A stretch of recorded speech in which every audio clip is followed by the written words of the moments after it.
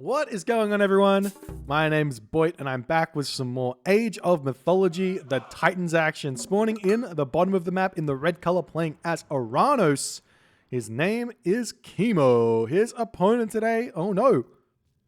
You'd think this was his opponent, considering it's Joe, but it's not. It's his partner, and he's playing as Poseidon. We've got Joe playing as Poseidon. We've got Chemo playing as Uranus. What a time. What a time to be alive. Their opponents today in the green color playing as Ra. His name is Green Sea Squash. Bug attacking me. And his partner today in the blue color. Sorry, this is Icaro. And in the blue color playing as Ra, it's Green Sea Squash. The map is Watering Hole. And yes, this is game number 2. These guys played 3 games, 3 2v2s at the highest level we will see in a long time. Very rarely do we get to see 4 top-tier Titans players duking it out in a 2v2, and it's very, very exciting to see this. 2v2 is one of the least played formats on Age of Mythology. Normally we see 1v1 or we see 3v3. And the reason for that is 1v1s are incredibly intense and 3v3s feel very, very relaxing. There are intense 3v3s to be had, but oftentimes it's very defensive, very boomy, very like relaxing experience. 2v2s, they take the shit from both parts of 1v1s and 3v3s. All the bad things from these come in. So the bad things from 3v3s would be like multiple god powers being used together is very, very strong. So that comes into 2v2s a lot. And then the shit from 1v1s is it's incredibly intense in that you're basically playing 2 1v1s. And if there is team game shenanigans going on, it's normally the bad part of team games coming in. So you don't get that relaxing experience being a team game. You don't get that almost balanced aspect of 1v1s where it's all on you, because it's not. It's kind of all on everything else. So, Watering Hole is the map. Rav and Ra against Uranus and Poseidon. What do these guys have to do to defeat the double Ra? That is the question here. So Joe is going in with the Poseidon. Poseidon can kind of compete with Ra in a kind of head-on-head kind of situation, in that Poseidon, he can grab his 3 town centers, he can allow the Ra player to boom, which is something that a lot of people don't think is possible. But with Poseidon, you can kind of get away with allowing a Ra player to boom and being okay with that. However, this is a Ra player with 2 reigns. So things become very, very different here, in that Green Sea Squash or Icaro are going to have so much food to play with. That's going to accelerate everything. So Joe and Chemo are going to have to figure out a way in which to utilize their map control that they're going to get a win here in this game. Chemo's playing Uranus. Uranus has got a very, very strong Mythic Age power spike in order to just wipe out Ra players from the game. And if you talk with Chemo about this, Chemo will say he thinks that Uranus probably has a good time against Ra. A lot of the time, and I think he's going to be attempting to exploit what he thinks the weaknesses of Ra is with his Uranus. This is a big reason why he's playing Uranus, and he played Uranus in the first game, because he wanted to go in with the Uranus and see what Green Sea Squash was going to do against Uranus, and maybe he's going to steal some of those ideas if he feels like it doesn't work. But Chemo is actually looking like he's going for a fast second town center. So this is one of the more old Uranus strategies in the book. Doesn't make it as bad. It's one of the more old ones. This is going to hyper accelerate Chemo. He's not necessarily going to have to get a 3rd town center in order to get a very strong Mythic Age power spike. We are seeing Green Sea Squash with a very fast classical age here, and he's going to go for his 2nd town center. This, for me, is 100% the hyper-modern way to play Ra. If you can get to the classical age at the 4-minute mark, that is like the specific thing, then you should do it every single time with Ra. And the problem normally happens is if you do not have any food on this location. You can go for some, if there's a wood line on this location, you can go for some fast farm builds, which do work here, but you do have to make sure you've got a good amount of food for these villages, which he does. And then they have to walk back to the main base and get the farms going. So this is looking like what Green Sea Squash is going to do. It is slightly delayed. If Green Sea Squash had food on this town center, he could hunt up into the Heroic Age, and then he'd be in a very, very good position. But not doing that. Currently has an idle village. You're going to be looking for something here, and we do see Icaro has the beautiful hunt over here, but he's not going for that build. So Icaro may be looking to go, well, my partner is going to have to rain, so I'm going to have to rain as well. And he's going to be looking to get himself his Shadoof up here. He does see there's a crocodile over here. Not going to be able to do too much with that. And maybe Green Sea Squash can just send villagers from his town center over onto this gold mine. Not going to be so bad and get that all sorted out. But I'm confused here. We do see Chemo just about to get this settlement up as the Wadget coming in to harass. It's not going to be fast enough. You could utilize the Wadget to slow the town center from going up down. I'm not sure if it's fast enough or not, but he does manage to get the town center up. The Wadget has to leave here. And I'm confused. Green Sea Squash doesn't have any wood here. So I think maybe what's going to happen here is a cheeky tribute shenanigans. Surely. No, Icaro is not. No,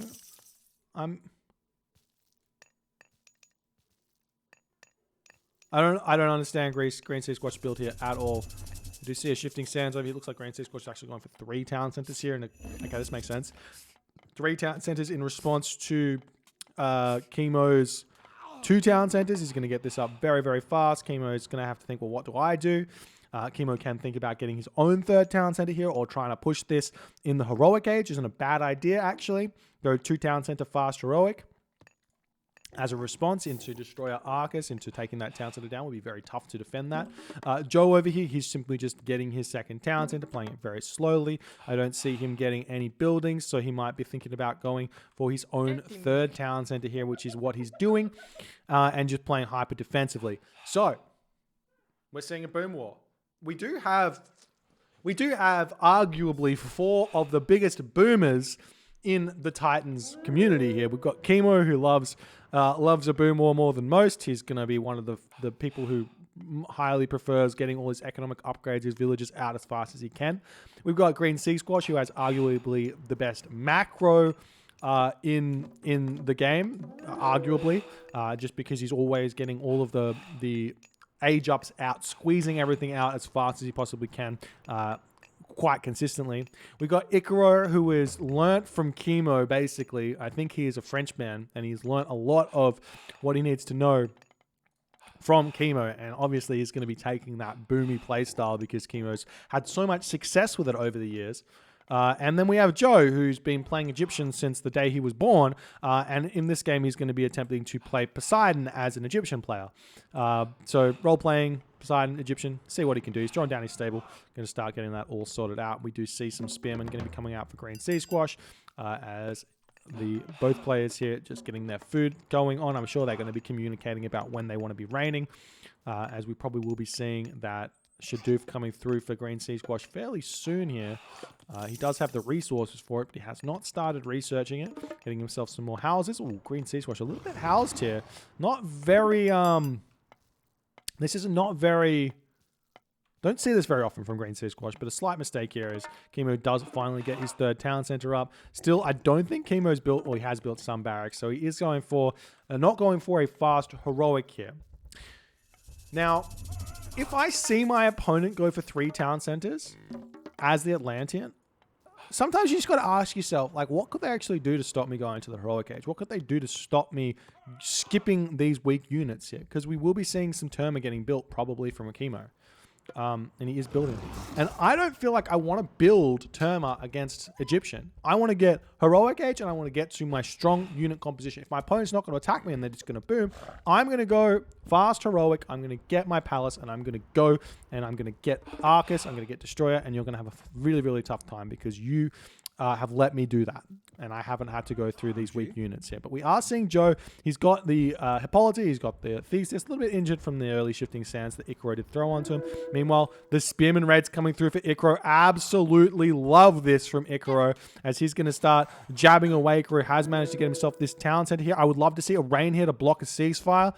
as we are seeing these units pushing forward here as the Pharaoh going to be starting to take down the Promethean over here, and the Terma going after these villages. Nice defensive play here from Green Sea Squash. He needs to stop targeting the Promethean with his human units though and allow the Pharaoh to get that damage done. But now we see the Theseus coming in, is on top of that Pharaoh, and this push is going to be very, very brutal as the Pharaoh trying to retreat away. 1 HP remaining here. Rain coming through for Green Sea Squash as he's trying to prevent a shockwave from coming down. He does have a fair few farms already, as well as the armory as well. If we check out Green Sea Squash's perspective here, he's got a lot of food in the bank. He is making those spearmen coming out.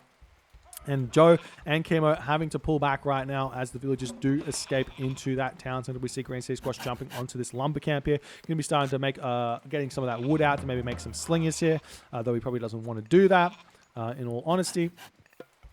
Chemo is now 125 of 125 population, throwing down some more military buildings. He needs to remember that the big advantage here for Atlantean is getting these villages out fast. Being at supply pop means these villages aren't coming out. So he needs to lose some units and stop producing military units so he can get those villages out. That is very, very important for the Atlantean players. It is their number 1, 2, 3, 4, and 5 advantage against all of the vanilla civs. And we'll see how this is going to go as the villagers are going to be attempting to repair this town center back up. Does not want to lose this as Joe and Chemo deciding time to double. Ra Mirror going to let Icaro boom. Don't care because Joe is technically booming behind this. So he's just going to have to try not to lose too many units. We are seeing some Hero Miller coming in to help with that Valor coming down. And this talent center for Green Sea Squash is going to be falling here in this game. Very, very nice play here from Joe and Chemo. The villagers are going to be attempting to repair this one back up. Desperado defense. We do see Masons coming in clutch here as now the Axemen coming out for Green Sea Squash. But is it going to be enough? These Prometheans do have a bunch of crash damage. And it is seeming like at this point, Chemo and Joe pulling away from the town center. We see a shockwave there onto those villagers, going to be preventing the town center from getting repaired back up. 200 HP remaining. No Pharaoh, no Priest over here. The town center is going down. We see Hathor coming down for Icaro. He's still going to be a very, very much far away from having any infantry or military units to come in and defend here. As we see Chemo walking through, he's going to grab this town center for himself and be in a very strong position. Green Sea Squash has managed to pull his villagers. However, Joe is on the prowl right now. He's got 8 Hippocon going after these villagers. Green Sea Squash definitely clicked them to retreat, but did not click them far enough away. And we will be seeing even more of these villagers falling. So not only does Green Sea Squash lose this town center and give it to Chemo, but he also loses a bunch of villagers over here to Joe's raids. We're seeing Migdol Stronghold now coming up for Green Sea Squash. But remember, Ra is strong.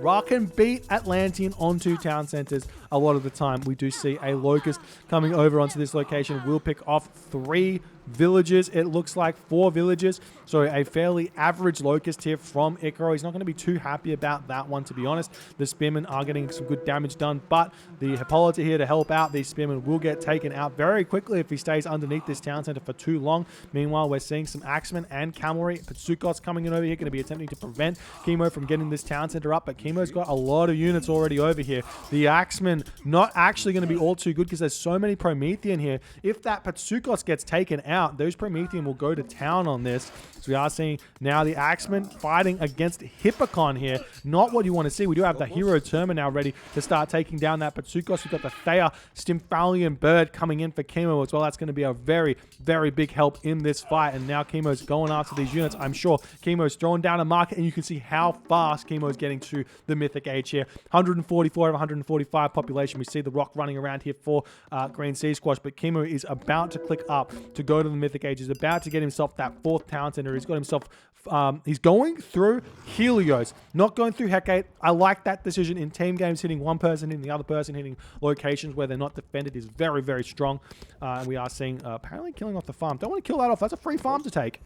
That's free farm. It costs a lot. There's another Locust there onto Joe's villagers. But again, misfiring that one as Joe's villagers do manage to simply just walk away. There's 3 Spearmen going to be jabbing away.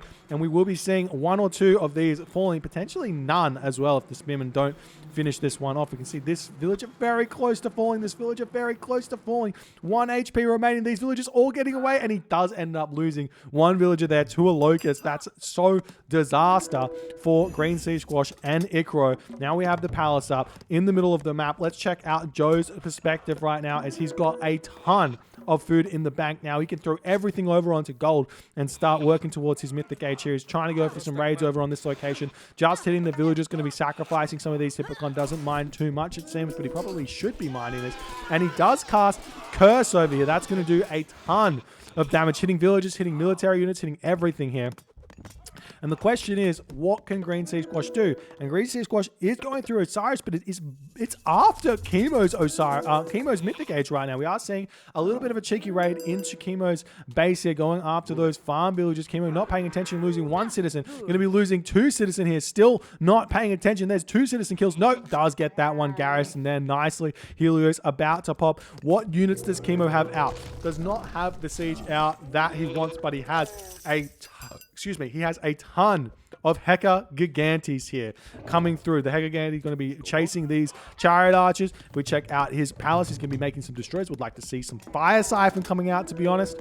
And the Mythic Age does come through for Icaro as well. So Joe on the catch up over on this location. He's putting some pressure on, but he will be having to deal with a Son of Osiris. So he's pulling back, still very, very far off of the Mythic Age. I tell a lie, he's kind of close. He just needs to cancel all of his military units and play just a little bit defensively here, as these units still just walking around. Chemo's throwing up walls over here, getting up another palace, just trying to get that pushing army that he needs. And he's got that second palace. Will he keep building destroys, or will he get himself some fire siphon is the question. Obviously, fire siphon better at killing buildings, but destroys better at surviving against those mercenary. There is that Son of Osiris coming down for Green Sea Squash. Is starting to throw down some barracks, ready to start thinking about pushing out here, as this Heka Gigantes will probably be able to take down the Patsukos, but he's going to be taking a lot of damage in the meantime. He is such a strong unit, does double damage. If you see, he does listed damage, attacks twice during one animation. So he does double damage. So this says 25 hack damage a second. No, that's 50 hack damage a second. And 30 crush damage. No, that's 60 crush damage a second. So that's big deeps. So that also means a little bit is that the crush damage here onto units actually is an extra 2 damage, not an extra 1 damage. If that makes sense. So, because it's 2 attacks, not 1. Well, we do see one of the Heka Gigantes does get picked off. Chemo is nearly full population here. He's going to be making a movement up onto Icaro's town center to try and relieve some pressure. But Icaro is over here. And the question is really, he's going to be just teleporting everything. I thought maybe he was just sending his army up here and then he might teleport elsewhere, maybe over onto this location when the army comes in. But now we see Icaro going after this town center. He picks off another one of Chemo's citizen, but the town center will fall incredibly fast here. Icaro probably just has to sack this at this point and try and keep his villagers alive around this location. There's houses also here for Icaro that might be a good idea for Chemo to take down, but Chemo not really microing this well. Definitely want to get those Heka Gigantes to take the town center down. They do so much damage, and now we're seeing Joe going to be chasing these chariot archers away around. We've got the Son of Osiris for Green Sea Squash sitting in on this location as the catapult to take down one of those palaces here. Artemis comes through for Joe. We'll see where that wants to be thrown down. Let's check out this location. We do have masons and fortified town centers. No architects, no sun-dried mud brick. Earthquake will kill a lot of that that location there, and we do see a huge earthquake over here, but it doesn't really do all too much. Meanwhile, we see Icaro's Son of Osiris is caught out here, and that will be a dead Son of Osiris. Nice play by Chemo, nice play by Joe. But we've got Green Sea Squash pushing through, and this is a little bit scary here for Team Chemo and Joe, because if this town center goes down, Icaro and Green Sea Squash get back their town centers. He's going to be in a great position. But Chemo is putting pressure over here. He is dealing a lot of damage to Icaro's economy, and we will be seeing an attempt at a push through here, trying to pick off all these houses. We do see some monuments of the villagers coming down for Icaro, but I'm pretty sure Chemo, he can take this town center down if he so chooses. He has managed to start targeting down the Son of Osiris over here. These destroyers do a lot of damage, but Green Sea Squash micro, too good. Going to be pulling back here for the time being. The mummy getting some damage done in the back. We see one hero Arcus get built here, and that's going to take down this mummy very, very quickly. Nice micro yet again from Green Sea Squash to be noticing that one. The chariot archers should immediately start targeting that down. The mummy doesn't quite run away far enough here, as the Arcus misses 3 shots in a row there, 2 shots in a row before hitting, and the mummy will get taken down there after picking off another destroyer. Nice play, but Icaro trying to get this town center back up, going to be denied by simply one Giganti here. Icaro has cast his rain, possibly to block some god powers from coming down here, just the extra vortex, I guess, as more mercenary cavalry are coming in over here. The question is, why not just vortex this location here for Chemo, jump onto that Son of Osiris, clean up all these units, get this town center back, and then continue. We've got some docks coming up for Joe. He's very sneaky here. Docks on this location, plus siege ships hit both of these town centers, and that's going to be very, very tough for the Ra players to deal with if they don't see it in time. Generally speaking, if you see your town centers in range of the water, the best way to play it is just throw down a Migdol stronghold here and then a dock. It's very tough for the siege ships to do much on these types of maps here. We are seeing the villages still getting taken down, but a Pharaoh is coming. Look at the damage that Gigantes does here. Smack, boom, hits the villages away. Not exactly what he wanted to do, but he does do that there. And now Chemo's got...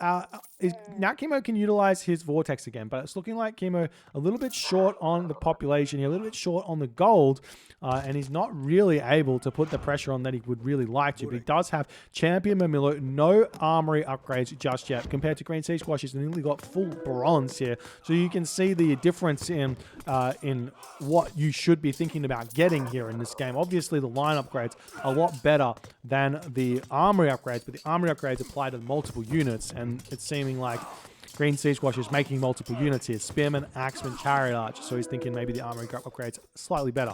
And this town center is going up very, very fast here, as Green Sea Squash is going to be very solidified here in this location. But the Oxy Juggernauts are out for Joe. This town center is going to be under attack. This is a beautiful play here from Joe to take down this town center. Icaro has managed to get himself into the Titan Age somehow, some way here in this game after all of that damage which Chemo did apply to him with that first initial vortex.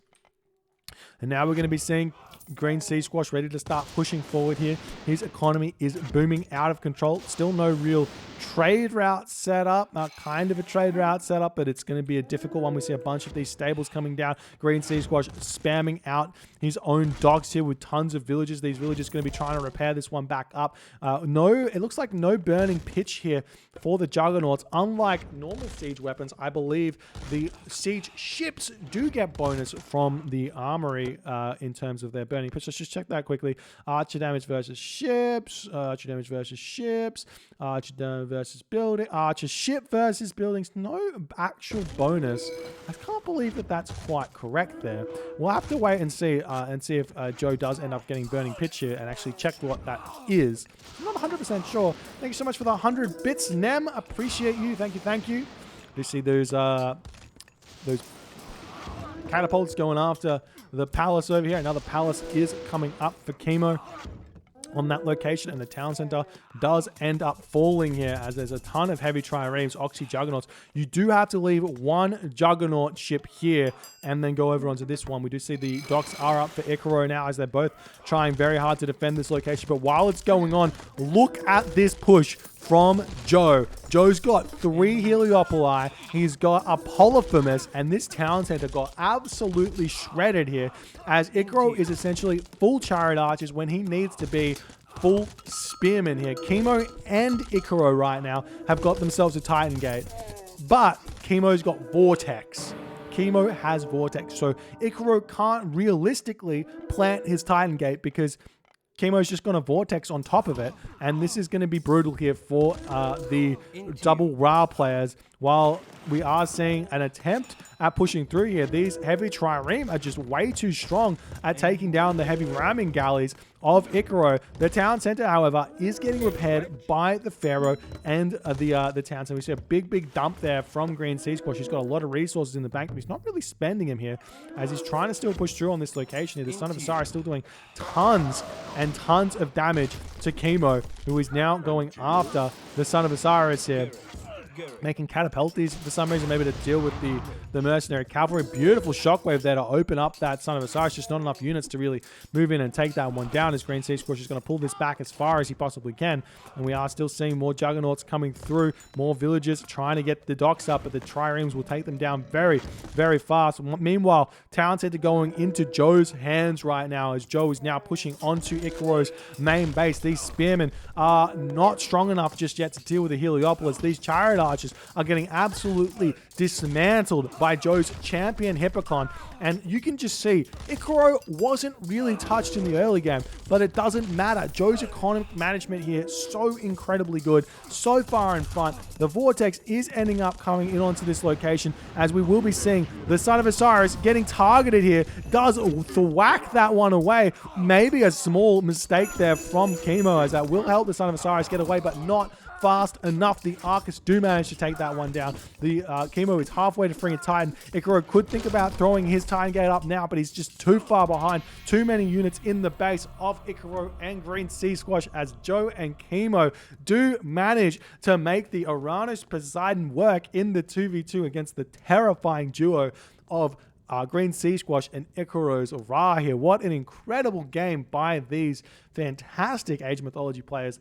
Really well played. Absolutely loved it from the start to the end. The beautiful booms from everyone to get going, and then just complete action from then on. The beautiful double onto this Town Center to give Chemo an advantage against Green Sea Squash was so good. And the Ra players just not able to react in time, and that was the game. If you guys enjoyed this game, please consider hitting the follow on the Twitch. If you're on the YouTubes, hit that subscribe button, and I'll see you guys in the next game.